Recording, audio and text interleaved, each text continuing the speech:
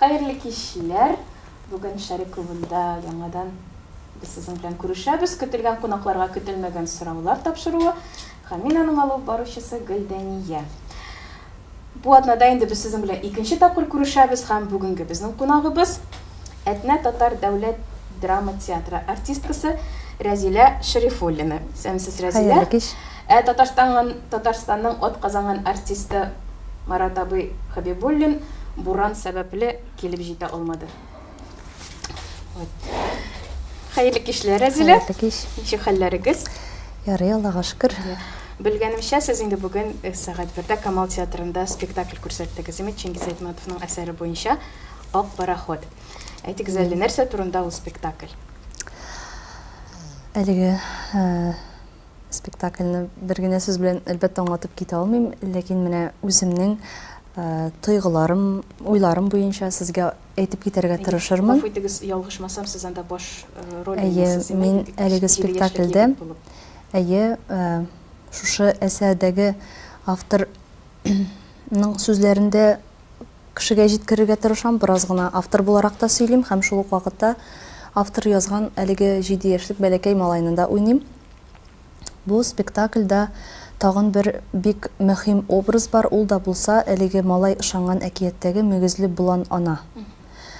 Чингиз Айтматов әсәрдә шулай ук шушы мөгезле булан анага кагылышлы кыргыз милләтенең үзенең әкиятендә язып китә. Ул кыргызларда бик изге хайван булып санала, чөнки ул аларны кыргыз милләтен саклап калган җәнлек булып санала һәм менә безнең спектакль әлеге мөгезле булан ана белән кеше арасындагы гармония, икенче яктан әйткәндә, мөгезле булан ана ул табигатьне тасвирлаучы образ һәм кеше табигать баласы бит тумыштан. Һәм менә әлеге гармонияны бозарга ярамый. Безнең спектакль күбрәк менә шуның турында, кеше үзенең тамырларын онытмаска тиеш һәм менә шул табигать белән булган гармонияны әгәр дә бозасың икән, ул бик зур тормышта рушалатып әйтсәк инде катастрофаларга китерергә мөмкин. Аңлашылды. Менә малайның үскәч анда бер герой буласы килә. Сезнең спектакльдә ул ничек тасвирлана? Ялгышмасам, балык буласы килә малайның. Менә әсәр буенча билгесез кем була ул. Спектакльдә бәлки ул башка төрле күрсәтелгәндер. Хәзер тагын сезгә бераз гына аңлатып китәм. Малайның ни өчен балык буласы килә, ни өчен шундый хыял белән яши? Балаларга карасаң бит инде, кемнеңдер супермен буласы килә, кемнеңдер тагын ниндидер образ белән буласы килә. Бу малайның балык буласы килә, чөнки малай беренчедән ятим һәм бабасы тәрбиясендә тәрбияләнә. Һәм ул үзенең хыялларында һәрвакыт уйлый, бинокльдән ак пароходны күзәтә һәм әлеге ак пароходта аның әтисе белән әнисидер дип уйлый ул. Һәм балык булу теләге дә аның шуның өчен, ул балыкка әйләнеп әтисе белән әнисе янына барасы килә аның. Һәм әгәр дә ул алар белән күрешсә, очрашса, алар аны үзләре янына ак пароходка алсалар, малай менә шулай елга буенча балык булып барам да, алар янына барып җиткәч, мин гап-гади аларның балаларына әйләнәм һәм алар белән бергә булам дип хыяллана. Һәм әсәр ахырында әлбәттә әсәр бик кызганыч тәмамлана, чөнки 7 яшьлек малай үзенең хыяллары белән яши. Әлбәттә андый вакытта бала бер кайчанда Аллам сакласын үлем турында бит инде уйланмый. Әсәр ахырында малай бик каты ширләп китә. Һәм мөгезле булан ананың үтерелгәнен белгәч, ул чын күңелемнән балыкка әверләм дип ышанып елга буена китә. Һәм әтисе әнисе янына китәм дип уйлап, ул әлбәттә әлеге салкын суда бар дип батып үлә. Рәхмәт җавабыгыз өчен. Рәзилә, әйтегез әле, нигә сез менә актерлык һөнәрен сайладыгыз? Һәм актер булып китмәгән булсагыз, нинди һөнәр сайлар идегез? Мин бәләкәй вакыттан ук җырларга бик ярата идем. Күп кенә конкурсларда катнашып, сәнгать мәктәбендә дә белем алдым. Һәм һәрвакыт уйлыйдым, мин җырчы булырга телим дип, нишләптер шундый уйлар белән йөрдем йөрдем дә һәм һөнәр сайлар вакыт җиткәч миңа укытучым тәкъдим итте. Фәрит Кишантаев курс җыя икән, синең анда барып карыйсың килмиме дип. Һәм без килдек Казанга, Камал театрына. Шунда һәр шимбәне ялгышмасам, алар ниндидер караулар үткәрәләр иде анда. Я шигырь сөйләп күрсәтәсең инде. Шундый очрашуларның берсенә барып кайткач, мин уйлана башладым инде. Чөнки театрда бит син һәр яклапта һаман да үсәсең. Җыр ягыннан да, сөйләм ягыннан да, бию ягыннан да. Гомумән бөтен яклапта үсәсең. Китаплар укыйсың, оң ягыннан шулай ук. Һәм менә шушы минем укытучым миңа этәргеч бирде дип саныйм әлеге һөнәргә үземнең юлымны табырга һәм мин аңа бик рәхмәтлемен моның өчен. Әгәр дә артист булып китмәгән булсам, миңа күп кенә вакытта әйтәләр иде. Менә сине ак халатлы педиатр итеп күз алдына китерәбез. Мин әйтәләр, юк, мин табиб була алмыйм. Нишләптер ул минем өчен бик куркыныч һөнәр кебек, чөнки бит инде син кеше гомере өчен беренчедән җавап бирәсең. Һәм икенчедән минем бәләкәй вакыттан ук шулай ярата идем мин. Апалар безгә кич утырырга килсәләр, кешеләрнең чәчләренә төрле прическалар ясарга. Һәм үземнең дә чәчләрем озын булгач, менә бәлки мин артист булмаган булсам, мин шул һөнәрне сайлаган булыр идем. Ул да бит үзенә күрә бер сәнгать дип әйтелгән, чөнки син кешенең чәченнән мотор бизисең, сәнгать, аларны моторлап җибәрәсең. Рәхмәт. Әйтегез әле, менә ни өчен режиссерлар актерларга ничек уйнарга кирәклеген аңлаталар? Алар бит актерлык белемен алмаган кешеләр, алар режиссерлык алган кешеләр. Кызык сорау. Режиссер инде ул спектакльне чыгарган вакытта ул синең дустың да, киңәшчең дә, ярдәмчең дә, күпмедер мәгънәдә сине ырышып та җибәрүче дигәндә инде, ләкин әгәр дә инде режиссер булмаса, актерга бик авыр булыр иде, чөнки режиссер кеше бит ул бик күп укыган, бик күпне белгән. Һәм күп кенә режиссерлар, алар бик талантлы актерлар, ләкин алар менә ни өчендер режиссер һөнәрен сайлыйлар да һәм безне өйрәтәләр. Яхшы. Алардан башка әлбәттә образлар тудырырга читен, чөнки син бер төрле күзлектән карарга мөмкинсең, алар башка күзлектән, һәм күп кенә очракта алар хаклы булып чыга. Рәхмәт. Мин сезнең театрыгызның официальный сайтын карап утырганым интернетта. Һәм миңа сезнең репертуарыгыз бик ошады. Анда шундый җылы, шундый әсәрләр, теге күбрәк татар әсәрләре дип әйтегән, теге тәрҗемәләр түгел. Һәм әйтегез әле, Этнә театрының кайсы спектаклен мәҗбүри карарга кирәк? Шул алай бер генә спектакльне әлбәттә мин аерып әйтә алмыйм, чөнки үз театрымның миңа һәрбер спектакльдә якын. Үзем уйнамаган булсам да, чөнки анда минем хезмәттәшләрем, барысы да менә халык бик яратып кабул иткән спектакльләр дип әйтә алам инде. Хәзерге вакытта безнең репертуарда бара торган спектакльне Кичер мине әнкәй бик яраталар. Ondan соң менә без күптән түгел генә премьера чыгардык. Халык шулай тели бит инде комедия күбрәк хәзерге вакытта. Үзебез дә шулай бит инде авыр әсәрләрне уйланып, ничектер карарга кирәк. Хәзер тормыш булай да безнең катлаулы һәм кешегә бераз гына булса да җиңеллек тә кирәк. Без Кар астында кайнар чишмә дигән яңа премьера чыгардык. Ул премьерада мин дә уйныйм.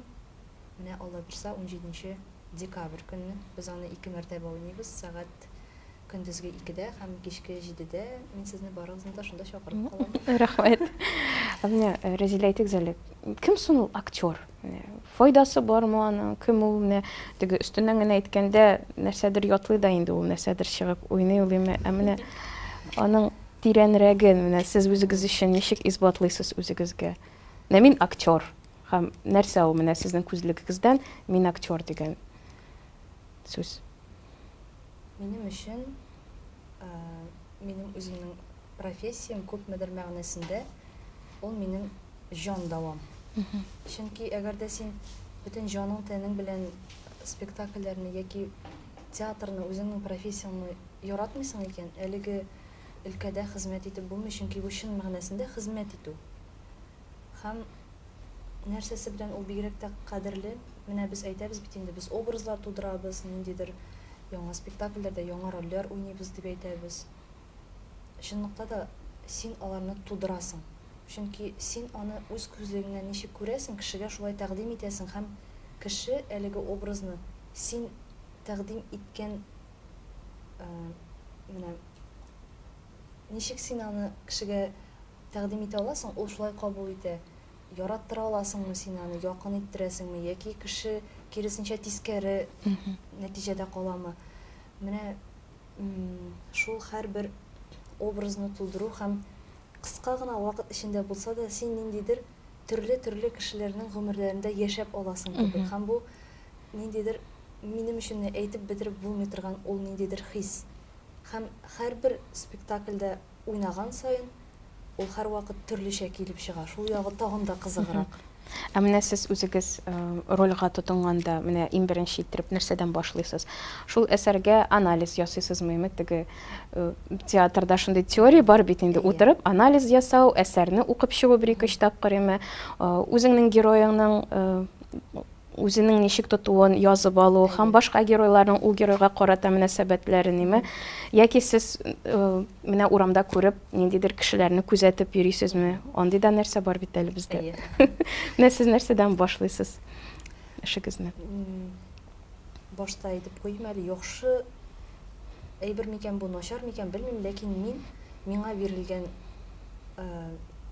образларны башка кеше ничек эшләгәнен үзем эшләгәнчә карарга яратмыйм. Була бит инде спектакль башта да куелган булырга мөмкин һәм әйтергә мөмкиннәр, менә шуны карап карагыз, бу спектакль белән чагыштырып, яки менә бу фильмны карап карагыз дип. Менә мин ничектер әйтәм бит, бәлки мин дөрес тә эшләмимдер, ләкин мин башта аларны карарга яратмыйм. Мин башта үзем укыйм пьесаны, үзем ничек күз алдыма китерәм, шундый итеп аны үземнең уйларымда төзим. Һәм репетиция вакытларында үзем теләгәнчә мин аны режиссерга тәкъдим итеп карыйм. Ул миңа ниндидер кимчелекләрне әйтергә мөмкин, мин аны төзәтеп җибәрергә мөмкинмен. Аннары менә сез әйтеп үттегез, әйе, бик дөрес. Башта спектакльгә тотынганда бит инде безнеңчә сөйләсәң читка дип әйтәләр. Күп кенә вакыт шундый застольный период, читка дигән әйберләр була. Менә шул периодта ничектер үзеннән үзе кеше белән бергә диалогларны укыганда үзеннән үзе барлыкка килә ул. Сезнең димәк театрыгызда, гафу итегез белдерәм, застольный период бар. Әсәр. Төрле әсәрнең әлбәттә төрлечә була, кайсысыдыр озакка да сузылырга мөмкин, әлбәттә катлаулырак икән.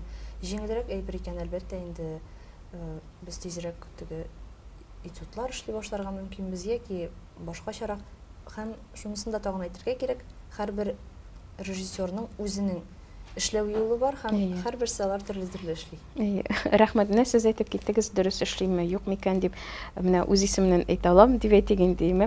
Миңа калса сез дөрес эшлисез. Ул инде башка артистлар ничек уйнавын карау, ул дөрес нәрсә түгел. Син бит инде аннары русча әйткәндә копировать просто будешь. Аның психофизикасын ничек уйнаганын күрәсең дә син, аннары кабатлыйсың менә. Мин шулай бердән куркам, әгәр дә мин кешенең бу образны ничегрәк уйнаганын карыйм икән, мин үземнекен эшли алмам дип куркам. Чөнки ул миңа ничектер соңыннан инде менә үзебезнең спектакль ничектер шактый җыелып, минем инде үземнең фикерләрем тупланганнан соң мин әлбәттә карыйм. Чөнки миңа кызык чагыштырып карарга, мин ничегрәк уйлыйм да икән, һәм моңа кадәр аны эшләгән кешеләр, артистлар ничегрәк бу образларны тудырдылар икән дип. Ә ничек сез менә штамп дигән нәрсәгә карыйсыз? Штамп. Ул әйбер бөтен кешедә дә буладыр инде. Миндә булырга тиеш микән соң ул менә? Ну, тиешме? Тиеш дип. Менә артист бит инде ул һәрбер үзенең ролен төрлечә башкарырга тиеш. Кеше аның ничек уйнаганын килеп, әйтик бер спектакльгә карап, ул анда берәр нинди кеше ролен уйный икән дип әйтегеме, икенче спектакльгә инде барып караганда, аны шундый ук ниндидер штамплар белән уйнаган күрсәң, минем кәефем төшә. Булмады инде тагын ярар инде дип, ярар инде карап бетер дисең дә үзеңә кайтып китәсең. Әйберләр әлбәттә ие булгалый, укыган вакытта әгәр дә андый кимчелекләр күрәләр икән, әлбәттә остазлар әйтәләр бит инде, һәм син аның өстендә эшләргә тырышасың. Мин үземдә дә андый бер юктыр дип әйтмим. Әгәр дә син образны кабатларга теләмәсәң дә, ниндидер менә кулыңның бер хәрәкәте генә булса да, синең инде башка әйбердә кабатланып, һәм менә монда да кабатланырга мөмкин. Менә шул әйберләрдән мин үземне игътибар итәргә тырышам, үземнең шул гадәтләремә дип әйтим инде. Ләкин һәр вакытта да барып чыгам икән, менә ансын инде мин күбрәк мине караучы кешеләрдән сорар идем, үземә бик үк бәяне биреп бетерә алмыйм дип әйтер идем. Рәхмәт. Әйтегез әле, менә башка театрлардан Әтнә театры нәрсә белән аерыла?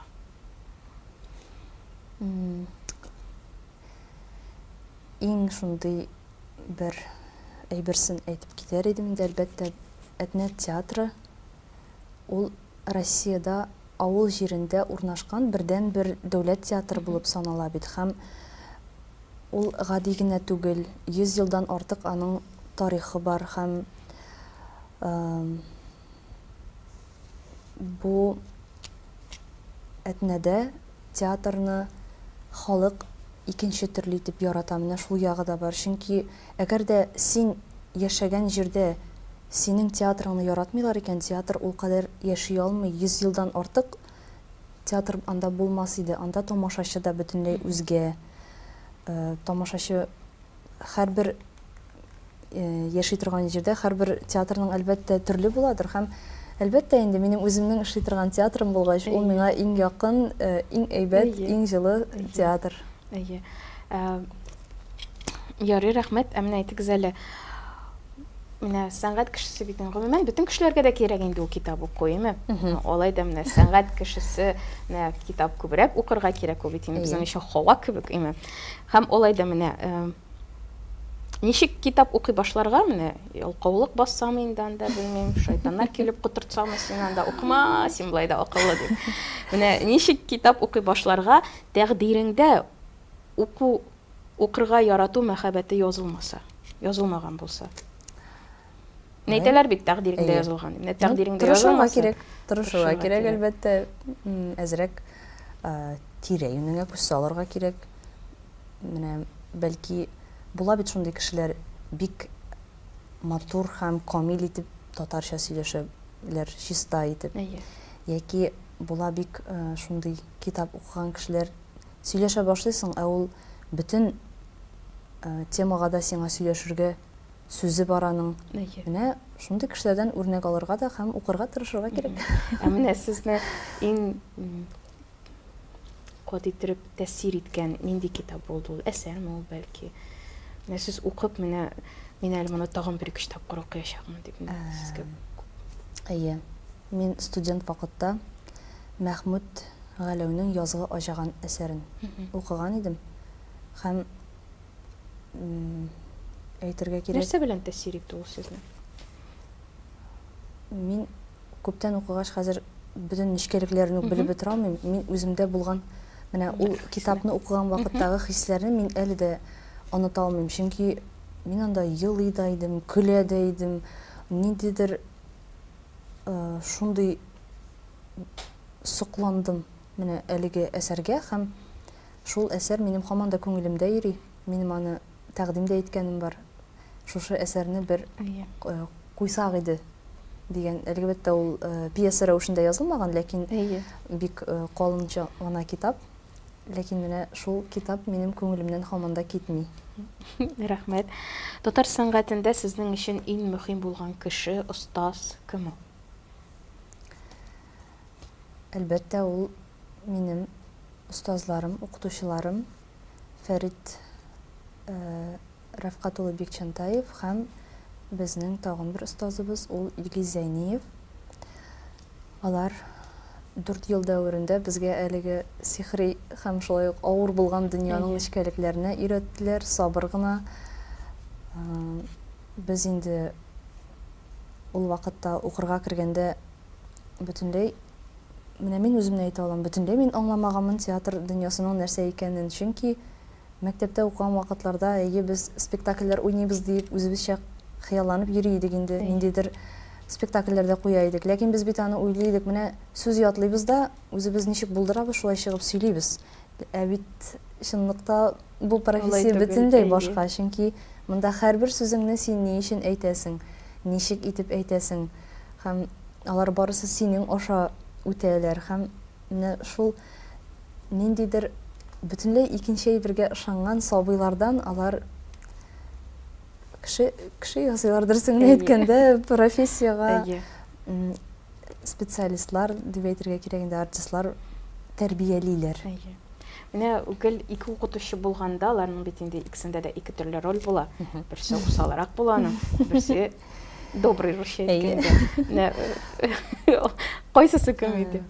Ну, әлбәттә Фәрит абый ул инде безнең остазыбыз буларак, ул кирәк вакытта кырыс та була белде, кирәк вакытта йомшак та була белде.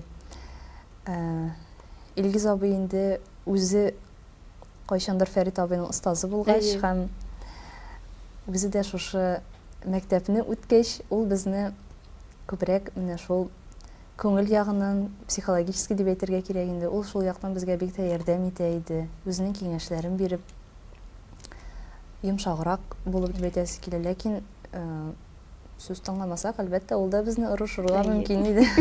Менә 4нче курсны бетергәндә, сезнең диплом спектакльләрегездә Горькийның Васы Железновы әсәрен куйган идегез, һәм сез анда Васа ролен уйнаган идегез, ялгышмасам, әйме. Менә сез үзегез өчен ул хатын-кызны ничек бәяләдегез? Безнең ул эшнең режиссеры безнең белән бергә укыган кыз Әминә Миндиярова иде. Һәм без Әминә белән аны шундый итеп эшләргә теләдек. Һәм мин аны күпмедер түгел инде, мин аны дөрестер дип уйлыйм, үзебезнең фикердән уйлаганда, ул бит бөтен семьяны алып бара торган тырыш хатын. Аның әйләнәсендәгеләр аның бу тырышлыгын ничектер хөрмәт итмиләр, аңа бик авыр, аның бернинди ярдәмчесе дә юк, бушысы да юк. Һәм шунлыктан ул ниндидер шундый каты бәгырьлегә әйләнгән күпмедер мәгънәдә, ул аның гына да гаебе түгел дип әйтәсем килә. Һәм безнең диплом спектакленнән соң бер-ике кешенең шулай килеп әйткәнен хәтерлим. Менә әсәрне укыганда уйлыйсың, кара нинди усал хатын, анда теге иренә дә агы бирергә күп сорап тормый дип инде, ләкин сез бүген шундый итеп менә эшләдегез. Без бераз уйландык та, карагыз әле, чынлыкта да ул бит юригенә мондый хәлгә килмәгән икән. Күңеле белән ул да бит яхшы икән дип, менә шундый сүзләрне ишетү ул әлбәттә рәхәт, чөнки син җиткерергә теләгән әйберне тамашачы аңласа, ул безнең өчен бәхет. Ярый, яхшы, рәхмәт җавабыгыз өчен. Менә сез үзегезне нинди фантастик персонаж белән бәйләр идегез һәм ни өчен? Фантастикадан мин ераграк кеше бераз. Алай кызыксынып әлбәттә уйлаганым юк. Бу бик үк фантастика түгелдер инде әлбәттә, ләкин минем күңелемдә шул образ бар. Балалар мультфильмнарында күргәнемчә инде Снежная королева. Сезме? Дөрес әйткәндә, Рәзилә сезгә карап киресенчә ниндидер менә язгы шундый, беләсезме, тәрәс төбендә утырган бөлгөл һәм аны менә урамдагы язгы җилләр, яфракларын аның селкетеп шулай киткән сыман кебек. Бәлки миңа капма-каршы булгангадыр да, чөнки кай вакыт бит андый әйберендә эшләп карыйсы килә. Снежная королева буласың, ачуң чыкса. Анда королева гына түгел, анда башкалары да була. Ул образ буларак миңа менә ничектер күз алдымда шундый ошый, аның ниндидер шундый менә кагылмаслык булуы бик үзенә җәлеп итә. Рахмет. Менә Әтнәдә кичкенә генә авыл дидегез бит инде. Район инде ул авыл. Әйе. Русча әйткәндә райское местечко урыны кайда урнашкан? Бармы анда менә шундый оҗмах урыны дип әйтимез, кайдары? Ял итеп. Әлбәттә, театр безнең театр. Яхшы. Иң яраткан татар халык әкияте. Һәм ни өчен? Әкиятләр күптән укыганым юк. Бу әни буларак бик үк әйбәт түгелдер, чөнки минем әле малай бәләкәйрәк. Әйе. Укый башларга сүз бирәм. Ләкин менә ничектер тәрбияви яктан караганда исемдә калган 3 кыз әкияте. Ничек алай теге тәэсир иткәнен белмим. Бәлки мине апам белән әнием үзе генә тәрбияләде. Бәлки шунлыктандыр да теге әнигә карата булган баланың рәхмәт хисләре дип әйтәсе килә, чөнки мәрхәмәтлелек, әниләрне онытмау, әниләрне кадерләү әкият бит инде шуның турында. Менә ул минем күңелемдә калган әкият булып тора. Яхшы. Менә сез инде үзегез дә әйтеп киттегез, сез әни булгансыз, бәбигез әле кичкенә, мин дә аны әйтәсе идем, котлыйм. Балагыз сау сәламәт, тәүфыйклы булып үссен. Сезгә сөенеч, куанычлар гына китерсен. Әйтегез әле, Рәзилә, менә беренче тапкыр менә бәбигезне кулга алгач, яки менә әни булу нәрсә ул һәм нинди хисләр сезне биләп алды? Аңлыйм инде кичкенә генә ара вакыт узды, менә алай да менә әни бит инде ул шундый изге сүз. Ләкин бу әни булуга ышанып бетерү өчен дә күпмедер вакыт кирәк икән, чөнки кай вакыт карыйсың да балаңа уйлыйсың, бу бит инде минем балам, мин бит инде әни. Уйлар әле һаман да каядыр. Шундый ничек әйтергә? Һаман да әле әни түгелмендер кебек инде. Ләкин уйлап карасаң, әни булу ул дөньядагы хатын-кызның иң бәхетле мизгеле. Һәм гомерлек бәхете дип әйтәсе килә, шуңа күрә дә һәрбер хатын-кызга да насыйп булсын әни булырга. Амин, шулай булсын. Балалар сау сәламәт булсыннар һәр вакытта да. Әни булганнан соң бу дөньяга караш бөтенләй дә үзгәрә. Үзеңне үзең кай вакыт танымый башлыйсың. Чөнки беренче вакытта ул шулай була икән.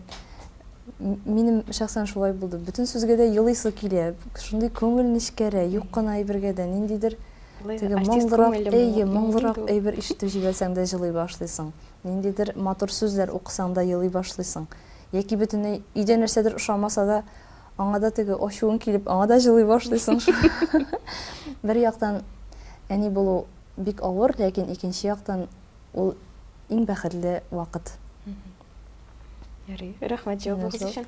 Бәлки безнең килгән кунакларыбыз арасыннан ниндидер сораулар бардыр.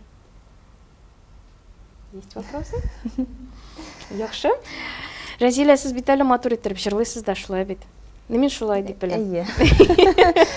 Шуңа күрә киләсе инде сорауларым уен сораулары була. Мин сезгә урыс телендә безнең татар җырларыбызның шигырьләрен укыячакмын. Сезгә инде ул җырларны татар теленә тәрҗемә итеп, аны җырлап күрсәтергә кирәк. Яхшы. Башлыйбызмы? Әйдәгез. Рябины вы мои подружки, сердечное переживание и слезы льются с глаз. Так, еще раз. Рябины, рябины, вы мои подружки. Сердечные переживания и слезы льются с глаз. Миләшләрем җырайм бит. Миләшләрем, сез минем сырдашларым. Бу уку бит инде бу. Мин сезне матур җырлый дип әйттем, бөтен тамашачыга сез җырламасыз. Мин аңлаган идем, башта укып биргә кирәк. Юк. Миләшләрем, сез минем сырдашларым, йөрәктәге сагышлардан түгелә күз яшьләрем. Афәрин, зур рәхмәт. Дәвам итәбез. Яхшы. Поднялась высоко в гору и спела песню. И голос мой можно было услышать вдалеке. И если даже голос звучал вдалеке, грусть в моем сердце, оно не погасло. Бу ялгышмасам гүзәл уразы репертуарыннан эми. Бик тауга менеп бер җырладым, сахраларга китте тавышым. Сахраларга китсә дә тавышым, басылмады йөрәк сагышым. Афәрин, рәхмәт. Рәхмәт. Өченче җыр. Буду снегом, не растаю, буду льдом и не испорчусь. И вовек я не постарею, если ты рядом со мною будешь. Зәйнәп апа белән Зөфәр абый репертуарыннан бик матур җыр. Кары булсам, каралмам, бозы булсам, бозылмам. Мин мәңге картаймам, янымда син булсам.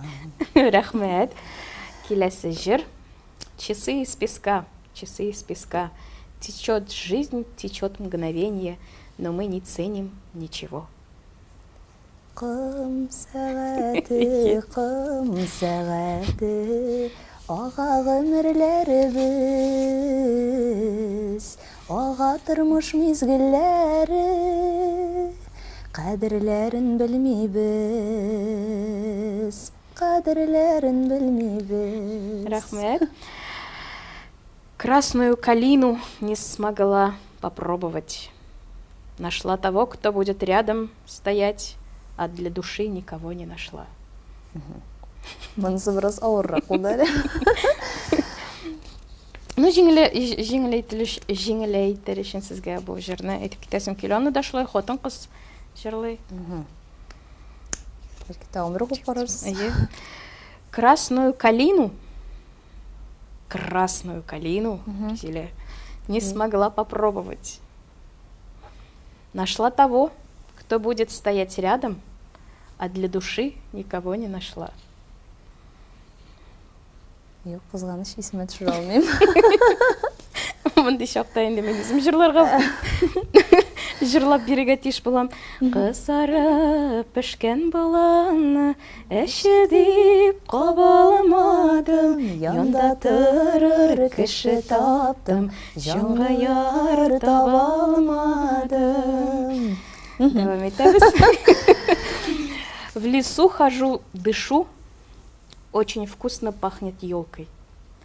Но это не излечит мои сердечные раны, а излечит меня лишь твой взгляд. Тұрған сайын құтылығына башлады әлі бұл. Нәрседір орманларда жүрді мен деймі? Сөзі. Жыры да шыл мұн? Шынлап? Орманларда жүрдім, еркін сулап, бигерек хуш ислен арат ылысы. Йөрәк яраларын түзәтәдер, күз қараш қайларыңның жылысы. Рахмет. Һәм инде соңгы жырыбыз. Давай, соловей, исполняй мои желания. Ведь только ты можешь понять мое молодое сердце. Әйдә сандылғаш, үтәсін тіләгімні, сен генә аңлый аласың минем яшь йөрәгемне. Рахмет. Һәм инде Разилә менә безнең тамашачыларыбыз арасында идән карап утыручыларга әйтү. Бәлки олар арасында бардыр менә үзләренең тормышларын шулай ук сәнгать белән бәйләп китүчеләр, актер булам дип хыялланучылар. Менә оларга нинди киңәш бирер идегез? Нәрсәдән оларга башлап җибәрергә? Иң беренче чиратта, әлбәттә, ул теләк чын күңелдән булырга тиеш. Һәм дә инде күбрәк китаплар укысыннар. Чөнки китап уку бер кайчанда комачау итми, үзләре өстендә эшләсеннәр. Ул шулай ук үзең өстендә эшләү һәр вакытта яхшыга гына алып бара. Һәм бернидән дә курыкмаска, барып чыкмас дип тә, чөнки барып чыкмаса да нәрсәдер эшләп карарга кирәк барыбер. Һәм дә инде үзләре теләгән һөнәрне сайлап, безнең Татарстанда яки янда бөтенләй читкәрәк барып, кем бу һөнәргә укыта яки өйрәтә, шуларны инде әлбәттә белешергә, карарга һәм хәзер бит инде мәктәпләрдә шулай һәрбер уку йортына үзенең экзаменнары дагы төрле-төрле, менә әлбәттә шул фәннәренә басымнар ясап, тырышып укырга. Ярый, зур рәхмәт. Сорауларыгыз юкмы, кадерле кунакларыбыз? Минем дә сорауларым бетте. Яхшы, зур рәхмәт сезгә килүегез өчен. Үзегезгә бик зур Бәлки рәхмәт. сез тагын Әтнә театры, Камал театрына киләчәктер. Гастрольләрегез булачакмы? Кайчан безне сезне тагын көтәргә? Әлегә ул турыда әйтә алмыйм, чөнки төгәл информацияны белмим. Әйе. Һәм кызыксындырган тамашачылар булса, әлбәттә безнең Telegram каналында һәрвакыт афиша чыгып тора. Гастрольләр шулай ук безнең анда күрсәтелә. Аннан карап белергә мөмкин булачак. Булмады инде Әтнә театрына реклама ясап. Ярый, хәерле кичләр, зур рәхмәт сезгә караганыгыз өчен. Ә сезгә инде кунакларыбыз килгәнегез өчен Рәзилә сезгә аерым зур рәхмәт. Үзегезгә рәхмәт.